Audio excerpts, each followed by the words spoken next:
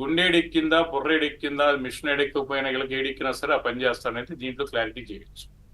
మరి ఆలోచిస్తే ఒక ఎఫ్ఐఆర్ రిజిస్ట్రేషన్ చేసిన తర్వాత పార్ట్ ఆఫ్ ఇన్వెస్టిగేషన్ లో ఎవరైనా ముద్దాయి కానీ విట్నెస్ కానీ ఒక నోటీస్ ఇచ్చి దాంట్లో ఇన్వెస్టిగేషన్ ప్రాసెస్ లో ఇన్వెస్టిగేషన్ కోసం సంబంధిత డాక్యుమెంట్ ప్రొడ్యూస్ చేయమని చెప్పేసి వాళ్ళు వచ్చిన ఆరోపణల మీద దాన్ని ఆధారాలు చేసుకొని వాళ్ళ మీద నిర్ధారణ చేసుకోవడానికి ఒక రకమైన ప్రొసీజర్ ఉంది, అది చట్టం. ఈ సందర్భంలో లోకేష్ గారికి నోటీస్ ఇచ్చారు. హెరిటేజ్ కేసు తీసుకుంటే ఇన్నర్ రింగ్ రోడ్ కేసు 16/2022 కూడా దానికి సంబంధించి కూడా నోటీస్ ఇచ్చారు.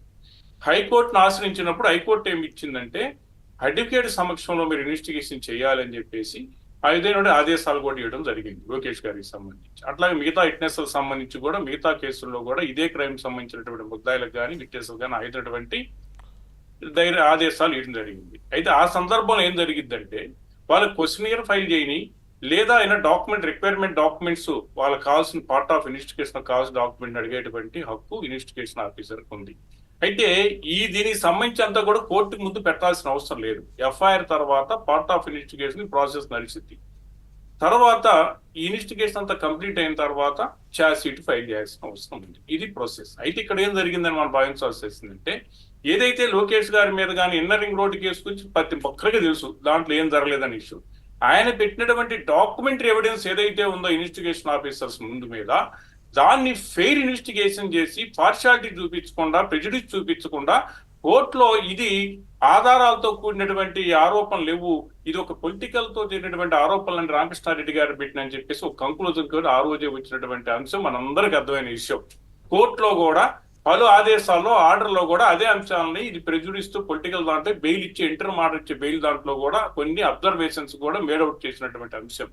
అయితే ఇవన్నీ డిస్క్లోజ్ చేయకుండా ఈ పార్ట్ ఆఫ్ ఇన్వెస్టిగేషన్ సంబంధించిన డాక్యుమెంట్ లోకేష్ గారు పెట్టిన ఇంకా మిగతా సభ్యులు పెట్టిన అవన్నీ కూడా డిస్క్లోజ్ చేయకుండా ఆరోపణలను అన్ని కూడా నిర్ధారణ అని చెప్పేసి ఒక ఛార్జ్ షీట్ ఫైల్ చేసి ఏదైతే ఉందో ఇవన్నీ ఈ document part of internal investigation సంబంధించి అన్ని కూడా డిస్ట్రాయ్ చేసే పద్ధతిలోని ఇది ఒకటి జరిగిందని చెప్పేసి అయితే మనం పూర్తి స్థాయిలో భావించాల్సిన పరిస్థితి. రెండో అంశం ఏంటంటే సార్, ఎవరైతే సూపర్వైజ్ చేసే వాళ్ళందరూ కూడా సిట్టు హెడ్ది రఘురామరెడ్డి గారు, దానికి సంబంధించి ఇన్వెస్టిగేట్ చేసే ఆఫీసర్లందరూ కూడా లోకేష్ గారిని ఎగ్జామిన్ చేస్తారు.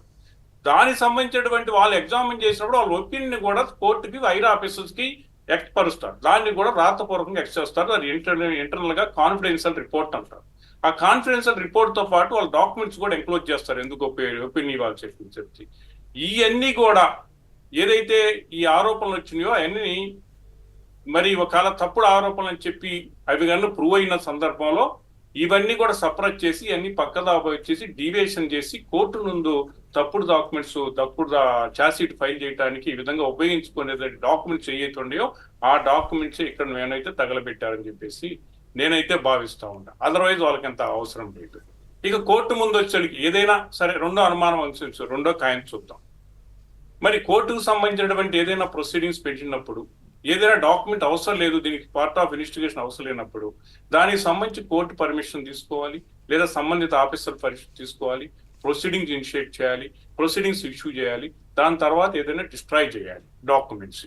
కేసు పెండింగ్ ఉండగా అప్ టు సుప్రీంకోర్టు దాకా కేసు పెండింగ్ ఉండగా ఈ సందర్భంలో వాళ్ళు ఎందుకు దీన్ని డిస్ట్రాయ్ చేశారు అనుమానం అయితే అన్ని సందర్భాలుగా వస్తుంది. అయితే ఇక్కడ అసలు విషయం ఉంది, అసలు మెయిన్ ఆఫీసర్ కొల్లు రఘురామరెడ్డి గారికి సంబంధించినటువంటి ఒక అంశం దీంట్లో ప్రత్యేకంగా ఇది చిన్న ఇష్యూ అండి. ఒక ఇష్యూ మీకు చెప్తా.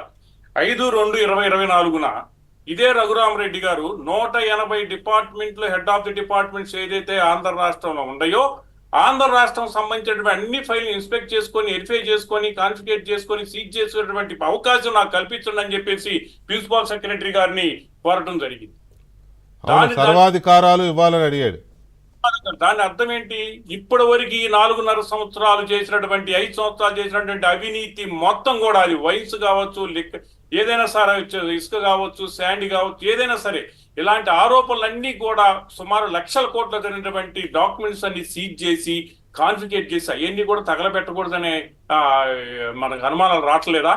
ఆ రోజు ఎందుకు ఈ ప్రొసీడింగ్ విశ్వాసం వచ్చింది? 5/2/2024 ఎప్పుడో కాదు, 5/2/24. అంటే అనుమానం రావట్లేదా అంటే డెఫినెట్ గా అవి కనుక మీరు అన్నట్టు కేసు రిలేటెడ్ డాక్యుమెంట్